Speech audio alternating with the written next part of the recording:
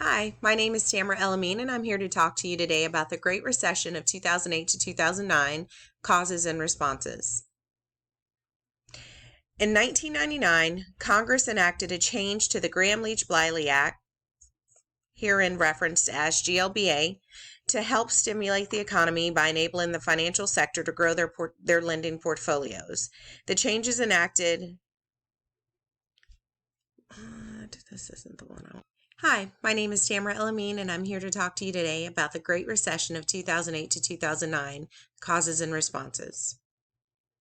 In 1999, Congress enacted a change to the Gramm-Leach-Bliley Act, here further referenced as GLBA, to help stimulate the economy by enabling the financial sector to grow their lending portfolios.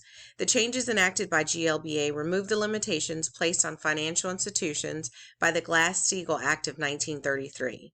The impact of the Great Recession resulted in foreclosures as borrowers found themselves owing more on a mortgage than the house was worth due to subprime lending. According to Doran Singh, 2012, the enactment of the GLBA of 1999 repealed the Glass-Steagall Act to loosen the limitations placed on the banking sector, which was believed to be stifling the growth of the industry. It's hard not to believe the 1999 actions by Congress, which were intended to stimulate the economy, unintentionally led to the Great Recession. The Gramm-Leach-Bliley Act of 1999. According to Bartoloni, Bonatti, and Saraceno, 2014, innovation, deregulation, and poor supervision in the financial industry led to excessive consumption that attributed to the Great Recession. This statement not only references home buyers, but it also speaks to how investors reacted once the restrictions were lifted. Prior to the changes from the GLBA of 1999, the Glass-Steagall Act of 1933 ensured separation between commercial and investment banking. The changes to GLBA allowed people to purchase homes, sometimes as first-time home buyers, even though they may not have qualified under previous policies. The causes and consequences. As stated by Gortney et al. 2018, unanticipated changes catch people by surprise, which often leads to crises when the decision makers fail to include reasonable expectations within their assumptions. The impetus of the Great Recession was when Congress repealed the Glass-Steagall Act. The changes led to banks participating in hedge fund trading that resulted in subprime lending. Subprime lending is defined as loans made above prime to people who would not otherwise qualify, which meant reasonably affordable payments in the beginning and a balloon payment at the end of the term. Being offered interest-only loans put the borrower in a position that would require them to refinance the loan at the end of the term, or pay the remaining balance in full. If you recall, subprime lending means the borrower would not have qualified for any other type of mortgage loan. Relief is near. In response to the Great Recession, a regulatory reform bill was introduced by Senator Christopher J. Dodd and U.S. Representative Barney Frank, also known as the Dodd-Frank Wall Street Reform and Consumer Protection Act.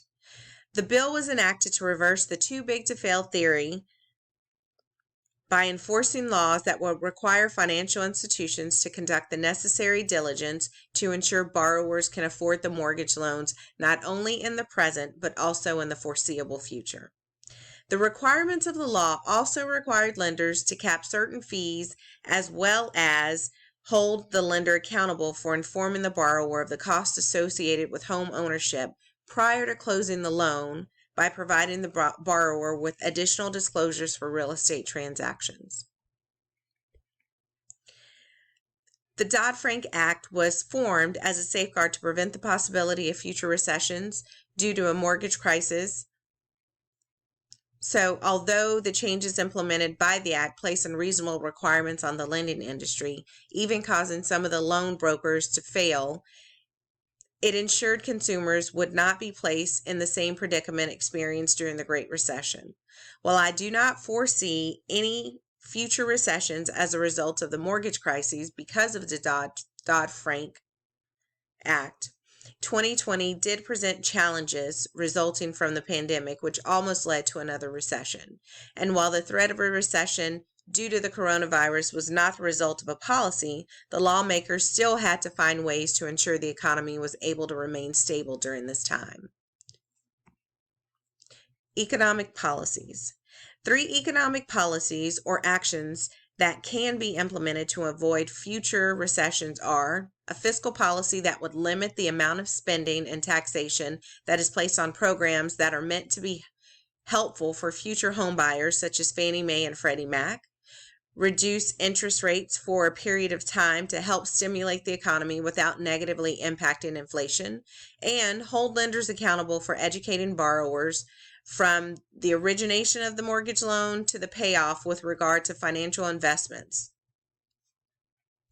In conclusion, Congress's desire to stimulate the economy resulted in unfortunate consequences not only for the financial sector but also for consumers. In response to the Great Recession, President Obama signed into law the Dodd-Frank Act, which placed even tighter restrictions on lenders and consumers than ever imagined with the Glass-Steagall Act.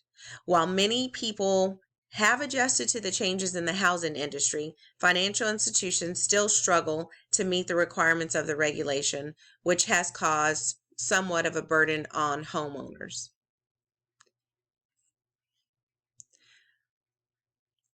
Thank you for allowing me to present the cause and the responses to the Great Recession of 2008 to 2009. I hope you enjoyed the presentation.